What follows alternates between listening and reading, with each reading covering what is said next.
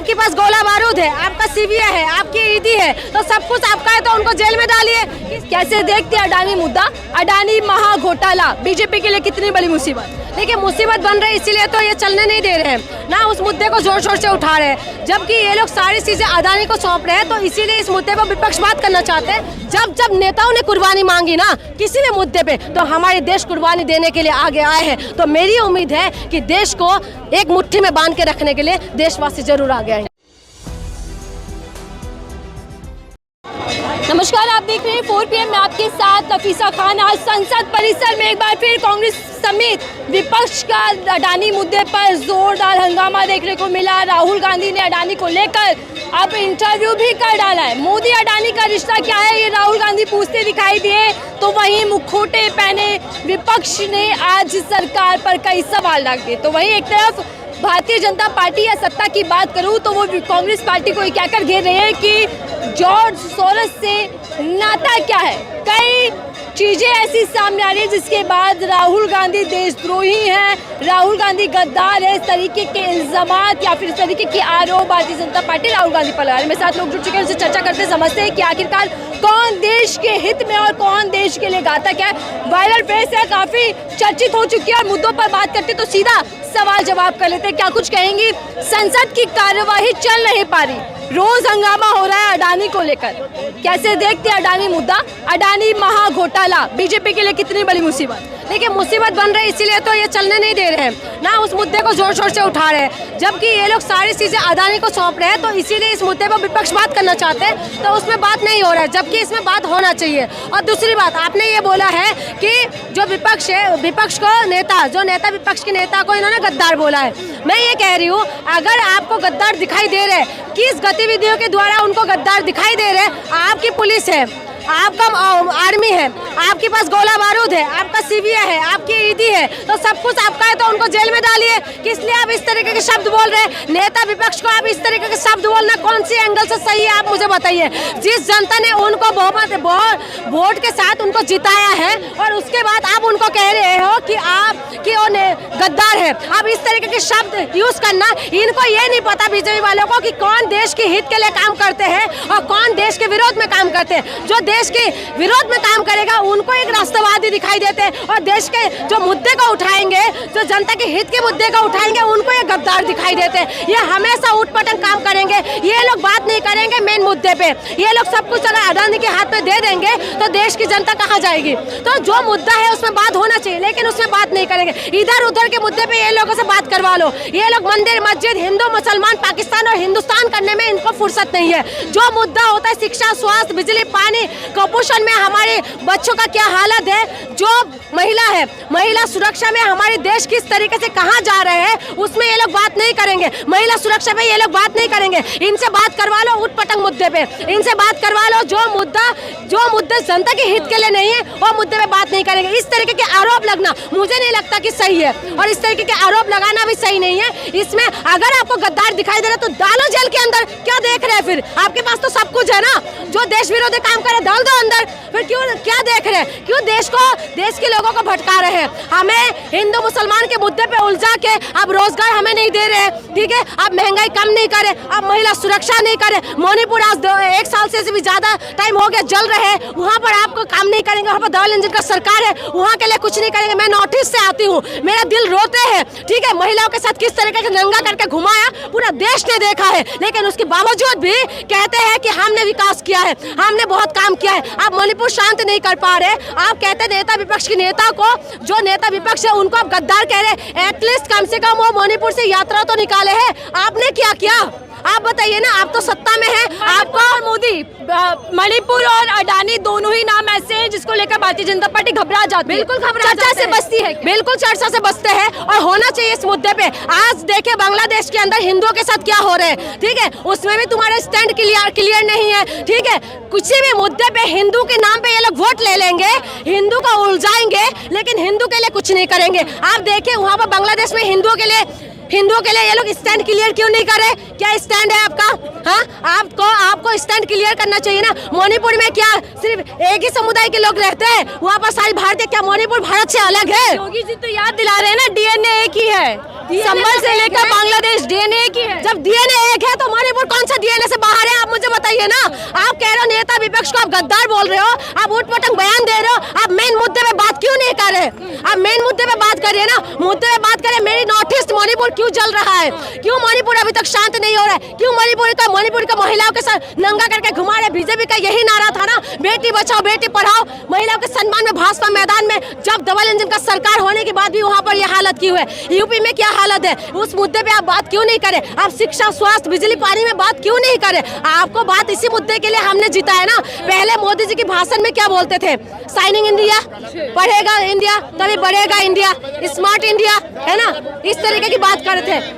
हाँ, महंगाई कम करेंगे, हवाई चप्पल वाला हवाई यात्रा करेंगे, तो विकास के मुद्दे पे बात करते थे। लेकिन 2024 के बाद आपके मुद्दा क्यों भटक रहे हैं? आप क्यों मंगलसूत्र में पहुंच जाते हैं? आप क्यों भैंस में पहुंच जाते हैं? तो ये मुद्दे तो कहीं है ही नहीं ना। योगी आदित्यनाथ कह रहे हैं कि अगर धर्म सुरक्षित है तो हम सुरक्षित है, तो कहाँ महंगाई बेरोजगारी? मेरी बात सुनिए, धर्म सुरक्षित हमारे पहले भी थे, अभी भी थे। इनकी जो है ना, इनकी कुर्सी खतरे में लग रहा है, इसी वजह से हम लोगों को उलझाने की कोशिश कर रहे हैं। आप मुझे बताइए, औरंगजेब और बाबर ने जो कुछ किया है, ठीक है, इतिहास हमने भी पढ़ा है, ठीक है, हमने पता है कि औरंगजेब और बाबर ने कोई अच्छा नहीं किया, बर्बाद किया है। लेकिन उनकी बर्बादी का हिसाब क्या तुम अभी लोगे?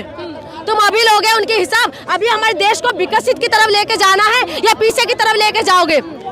आप बताइए, जो उन्होंने गलती किया क्या हम करें? हमारे देश आगे बढ़ना चाहिए, पीछे जाना चाहिए? क्या हम पाताल की एड्रेस ढूंढेंगे या हमारे आसमान की एड्रेस ढूंढना है? हाँ, आसमान तक पहुंच गए हैं और आप हमें आज पाताल में ले जाना चाहते हो, तो जो मुद्दा है उसमें बात नहीं करेंगे। ये राहुल गांधी गद्दार है, राहुल गांधी देशद्रोही है, राहुल गांधी ने आलू से सोना है तो कभी देश की बुद्धि बना देते हैं। लेकिन ये सारी बातें गलत है। अगर राजद्रोही कोई भी इस तरीके के काम कर रहे हैं, गद्दार दिखाई दे रहे, तो जेल के अंदर ठूस दो। आप सत्ता में है, आपकी जो मर्जी कर सकते हैं, आप कर क्यों नहीं रहे? यानी कि आप जो इल्जाम लगा रहे हो गलत है, इसीलिए तो आप एक्शन नहीं ले रहे। एक्शन लीजिए और प्रूफ करिए, देशवासी के सामने प्रूफ रखिए, तो हम विश्वास करेंगे ना। हम तो आपके साथ खड़े हैं, आप लीजिए एक्शन। आप हमारी बांग्लादेश के हिंदू को बचाने के लिए आप क्या एक्शन ले रहे हैं? आप एक्शन लीजिए, हम आपके साथ में खड़े हैं। लेकिन वो नहीं है, बस इनसे हवाई में बात करिए। और हमारे देश की जनता भी, अफगानिस्तान में क्या हो रहा है उसमें इंटरेस्ट है, पाकिस्तान में क्या हो रहा है उसमें इंटरेस्ट है, बांग्लादेश में क्या हो रहा है उसमें इंटरेस्ट है, हमारे देश के अंदर क्या हो रहा है इसमें इंटरेस्ट नहीं है। तो हमारे भी कोई हक नहीं बनते कि हम शिक्षा स्वास्थ्य में बात करें, हमारे भी कोई हक नहीं बनते कि हम बिजली पानी में बात करें, हमारे भी कोई हक नहीं बनते हैं कि हम बुनियादी मुद्दे पे बात करें। जब हम ही बुनियादी मुद्दे पे बात नहीं करेंगे तो नेता तो हमें उलझाएंगे ना। आज देखिए, महबूबा मुफ्ती की जो बेटी है, उसने कितना गलत बयान दिया है, कितना गलत बयान दिया है। इस तरीके के बयान देना चाहिए। तुम तो अपनी रोटियां सेक लोगे, बाकी मुसलमानों के लिए तुमने मुश्किल खड़ा कर दिया है ना। हाँ, तो तुम्हें इस तरीके की बयानबाजी देने की क्या जरूरत है? धर्म बचाने के लिए अमित शाह का बेटा जैसा नहीं आएंगे, असरुद्दीन अवैसी का बेटा नहीं आएंगे, महबूबा मुफ्ती का बेटी नहीं आएंगे। हम लोगों को आपस में उलझा रहे हैं और हमारे बेटे बढ़ रहे हैं। बहराइच के अंदर देखा, गोपाल मिश्रा खत्म हो गए। हाँ, अभी जो हुआ है संभल में 5 लोग खत्म हो गए, आम इंसान का बच्चा है। लेकिन ये लोग आपस में उलझाते रहेंगे और जब हम आपस में उलझते रहेंगे तो पीएम मोदी कह रहे हैं ना कि एक रहेंगे तो सेफ रहेंगे, इसी मंत्र पर चलिए आगे। तो एक रहेंगे तो सेफ रहेंगे। हिंदू, मुसलमान, सिख, ईसाई, जब हम एक रहेंगे तब हम सेफ रहेंगे। हमारे देश एक मुट्ठी में बंधा रहेंगे, तभी हम पाकिस्तान को जवाब दे सकते, तभी हम चाइना को जवाब दे सकते। तो क्या रहना एक रहिए, फिर ये विपक्ष वाले क्यों भड़काने में लगे? देखिए, उनका एक रहने की बात होनी है, वो कपड़ों से पहचान लेते हैं, यही तो दिक्कत है। ये जो कह रहे हैं एक रहेंगे तो सेफ रहेंगे, ये कपड़ों से पहचान लेते हैं, ये दिक्कत करते हैं। जो ये दो मुंह बात करते हैं, बटोगे तो कटोगे जो कह रहे हैं ना, ये एक समुदाय के लिए कह रहे हैं, ये बटोगे तो कटोगे। अगर हम उसको पॉजिटिवली ले तो सब एक साथ मुट्ठी में बांध जाए तो हम ना तो बटेंगे ना तो हम कटेंगे। आप एक बात बताइए, अभी पटना के अंदर बच्चे मार रहे हैं ना, विद्यार्थियों को मार रहे हैं ना प्रोटेस्ट करते हुए। कुछ दिन पहले यूपी में थे, क्या वहाँ पर सारे मुसलमान थे? क्या वहाँ पर सारे हिंदू थे? हिंदू मुसलमान सारे बच्चे वहाँ पर थे, तो क्या वहाँ पर क्या बेनिफिट मिला? मुझे बताइए। मोदी जी देश विदेश घूम आते हैं, अडानी के साथ आज जयपुर भी देखिएगा एक मंच पर साथ थे, बड़े बड़े इन्वेस्टमेंट किए जा रहे हैं। हरियाणा के दौरे पर भी हैं, लेकिन मणिपुर से क्या नाराजगी है वहाँ जाने से? मुझे बहुत तकलीफ होता है क्योंकि मैं खुद नॉर्थ ईस्ट से आती हूँ ना, तो मुझे तकलीफ है और मुझे दर्द भी है इस चीज़ों के लिए। आप शायद बोलेंगे कि मैं बहुत ज़्यादा एग्रेसिव हो जाती हूँ, मैं एग्रेसिव होती हूँ इस मुद्दे के लिए, और मुझे बहुत तकलीफ होता है कि हमने जिस मोदी जी के ऊपर इतना विश्वास किया वो मोदी जी शांत कर सकते हैं, क्योंकि नेताओं की जुबान पे है ना बहुत भरोसा होता है। जब हम पाकिस्तान को अंदर घुस के जब हम मारते हैं तो मणिपुर शांत क्यों नहीं कर पा रहे? आप मुझे जवाब दीजिए। पाकिस्तान के अंदर हमारी सेना घुस के ना गाजर मूली की जैसे काट देते हैं, तो मेरी मणिपुर के अंदर जाके तुम शांत क्यों नहीं कर पा रहे हो? कौन है वो लोग जो डबल इंजन सरकार फेल क्यों हो जाती है? बिल्कुल फेल है, क्योंकि सरकार खुद नहीं चाहती कि वो मणिपुर शांत हो, इसीलिए नहीं चाहते। ये देखिए, आप मुझे बताइए, मणिपुर का मुद्दा आपने देखा था वीडियो, कैसा लगा आपको देख के? रोलते खड़े कर देने वाला है ना। यहाँ पर कोई भी बीजेपी सपोर्टर होगा, उनसे पूछे कैसा लगा होगा वीडियो देख के, सब बोलेंगे खराब हुआ है। ठीक है, आप उस मुद्दे पे बात करिए। आप राहुल गांधी को तो गद्दार बता दिया, तो गद्दार किस चीज में है आप देशवासियों के सामने प्रूफ करिए। हाँ, तो इस तरीके की आप अंकल जी आप साइड हो जाइए। तो इस तरीके से सही बोल रहे हैं, खुद दारू पी के आए हैं, खुद दारू पी के आए हैं, आप सही बोलने के लिए आ गए हैं? हाँ? आप खुद दारू पी के आए हैं? केजरीवाल की बात नहीं चल रहा है, केजरीवाल की बात नहीं हो रही, केजरीवाल की बात आप कुछ भी बोल सकते हैं, ठीक है, लेकिन इस तरीके से आप बात मत करिए, ठीक है? हाँ, आप बोलिए ना, आप बोलिए, तरीके से बात करिए, आप बोलिए। आप इस तरीके से बोलेंगे, कुछ भी बात बोल देंगे।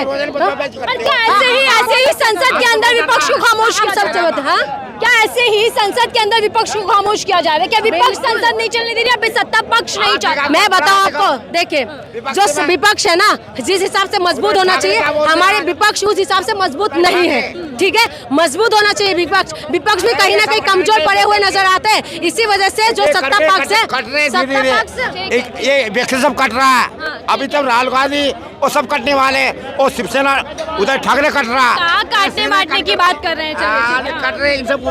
चलिए ठीक है, बात करने दीजिए। अरे अंकल जी आप जाइए ना, क्यों आप यहाँ पढ़ रहा मैंने। ठीक है, कोई बात नहीं, बातचीत करने दीजिएगा, थोड़ा सा साइड हो जाएगा। लगातार सवाल ये है कि आखिरकार क्या राहुल गांधी देशद्रोही? हालांकि नेता प्रतिपक्ष के लिए ऐसा बयान देना कितना ठीक, वो आपसे बता ही दिया कि गलत है।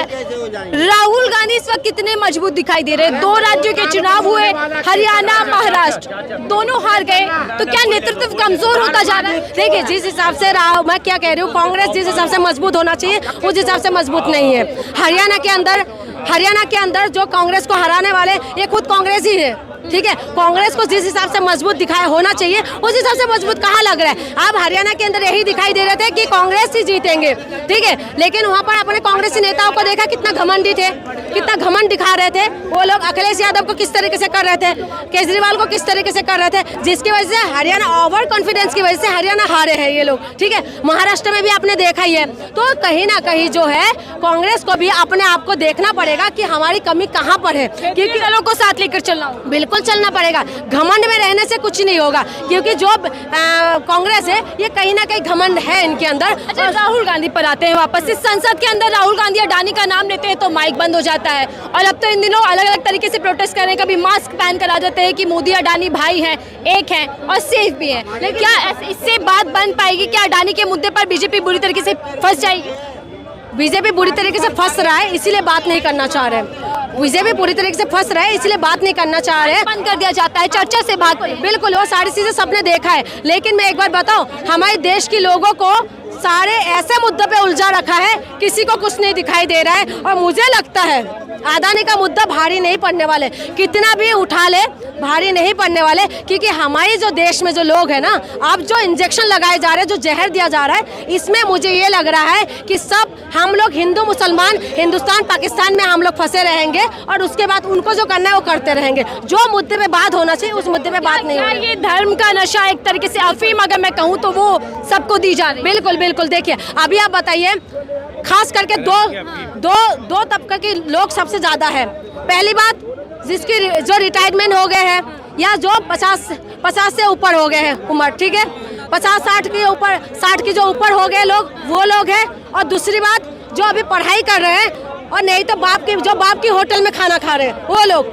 वो दो जो लोग हैं ना 18+ है, वो लोग पढ़ाई कर रहे हैं लेकिन अभी तक अपने होटल नहीं खोला, यानी कि अपने रोजगार नहीं ढूंढा, बाप की होटल में खाना खा रहे हैं। एक तो वो लोग और जिसने रिटायर्ड हो गया या अपनी जिंदगी काट लिया है वो लोग। ये दो ही लोग हैं जो बहुत ज्यादा सपोर्ट करते हैं ये सारी मुद्दे पे। बाकी जो लोग हैं ना, बाकी जो पढ़ के निकल रहे हैं जिसको रोजगार चाहिए, वो इन मुद्दे से कोई लेना देना नहीं है। उन लोग यही सोच रहे कैसे हमें रोजगार मिलेगा और कैसे हम जिंदगी अच्छा करें। एक तरफ बीजेपी का नारा है विकसित भारत, दूसरी तरफ बटेंगे कटेंगे जैसे नारे सीएम दे रहे हैं। क्या चल रहा है? मंशा पर भी शक है क्या सरकार? मनसा पे शक हो रहा है। देखिए आप कह रहे हैं एक तरफ विकसित भारत हम कैसे होंगे जब हमारी लोग जब पढ़ेंगे लिखेंगे, ठीक है, हॉस्पिटल अच्छा होगा। अभी आप हॉस्पिटल में चला जाइए, हॉस्पिटल का हालत आप खुद देख लीजिए, मैं खुद प्रूव नहीं करूंगी आपको। अभी आप चला जाइए एम्स हॉस्पिटल के सामने, अभी रात को क्या हालत है, बाहर कैसे लोग पड़े होंगे, ठीक है। आप सफदरजंग के बाहर चला जाइए, ठीक है, आपको पता चल जाएगा हॉस्पिटल में क्या हालत है। हॉस्पिटल बनना चाहिए नहीं बनना चाहिए आप खुद ही फैसला कर लीजिए। दूसरी बात, शिक्षा, शिक्षित होगा तभी तो लोग, खुद मोदी जी बोल रहे थे ना, यही बीजेपी का नारा था, पढ़ेगा इंडिया तभी तो बढ़ेगा इंडिया। जब पढ़ेगा इंडिया नहीं बढ़ेगा कैसे इंडिया? तो इसमें बात होना चाहिए ना। आप मुद्दे को अगर घुमाओगे तो विकसित भारत कैसे बनेंगे? आप कह रहे हैं 2047 तक हमें विकसित भारत बनाएंगे, तो ऐसे विकसित भारत बनाएंगे जो आप बैक गियर में गाड़ी लगा के पीछे चला रहे हो, आप जाके हम लोगों को हुला लाला हु करना शुरू कर देंगे। हम लोग ऐसा कर रहे हैं ये लोग। विकसित भारत कहाँ होगा? हमें एड्रेस ना पताल का देना पड़ेगा और पताल की एड्रेस ढूंढना पड़ रहा है, तो ये लोग खुदाई शुरू कर रहे हैं। ऐसे विकसित भारत नहीं होते। नफरत की राजनीति चल पाएगी? देखिए हमारी देश ना, बहुत हमारे देशवासी जो है सब नफरत नहीं करते। मुट्ठी भर लोग हैं, इस समुदाय में भी है उस समुदाय में भी है जो चाहते हैं नफरत। लेकिन मेरी जो देश को मैं जितना समझ पा रही हूँ, इसमें मुगलों ने आया राज किया, अंग्रेजों ने आया और राज किया, लेकिन जब सारे देशवासी एक हो गए ना तो हमने मार मार के उनको भगा भी दिया है, ठीक है। तो वक्त आ गया है कि हम लोग सब समझदार सब है, समझेंगे, थोड़ा सा वक्त लगेगा लेकिन समझेंगे। उम्मीद है कि मेरे देशवासी जरूर समझेंगे, क्योंकि जाते जाते मैं यही बात कहूँगी कि जो लाल बहादुर शास्त्री थे ना, वो नेता थे, ना तो ऐसा कभी प्रधानमंत्री होगा है ना तो होगा, ठीक है। लाल बहादुर शास्त्री के टाइमिंग में हमारे देश के अंदर गेहूं आते थे अमेरिका से, ठीक है, तब पाकिस्तान के साथ हमारी लड़ाई हो रहे थे, तो अमेरिका ने धमकी दिया लड़ाई रोक दो नहीं तो हम ये लाल गेहूं जो है देना बंद कर देंगे। तो लाल बहादुर शास्त्री ने बोला कि एक काम करो बंद कर दो। तो लाल बहादुर शास्त्री इतना स्वाभिमानी थे और देशवासियों से आह्वान किया कि आप लोग एक दिन का फास्टिंग रखिए। तो मेरी पूरा देशवासियों ने एक दिन का फास्टिंग रखा मंडे का। आज भी आप गाँव में जाके पता कर लीजिएगा कि गाँव में जो लोग हैं, आज भी बुजुर्ग जो महिला है, उन्होंने वो बोलते हैं कि हमने लाल बहादुर शास्त्री को हमने वचन दिया इसीलिए हम फास्टिंग रखेंगे। तो मेरी देश ने जब जब नेताओं ने कुर्बानी मांगी ना किसी भी मुद्दे पे, तो हमारे देश कुर्बानी देने के लिए आगे आए हैं। तो मेरी उम्मीद है कि देश को एक मुट्ठी में बांध के रखने के लिए देशवासी जरूर आगे आएंगे। धन्यवाद हमसे बातचीत करने के लिए। जनता से जान रहे हैं कि असल मुद्दे क्या गायब होते जा रहे हैं और राजनीतिक मुद्दों पर चर्चा ज्यादा होती जा रही है, चाहे संसद हो या सड़क हो। अडानी से लेकर राहुल गांधी देशद्रोही, इस पर ज्यादा चर्चा देखने को मिल रही है, या फिर जनता के मुद्दे भी चर्चाओं में बने हुए। बाखूबी बताया कि देश के अंदर जब जब देश का बिखराव होता है या फिर नफरती राजनीति बढ़ती है तो देश की जनता एक साथ आती है और एक साथ आकर अपने देश को बचाती है। देखते हैं आने वाले समय में राजनीति किस पर गर्माती है, लेकिन फिलहाल अडानी पे बीजेपी बुरी फंसती दिखाई दे रही है।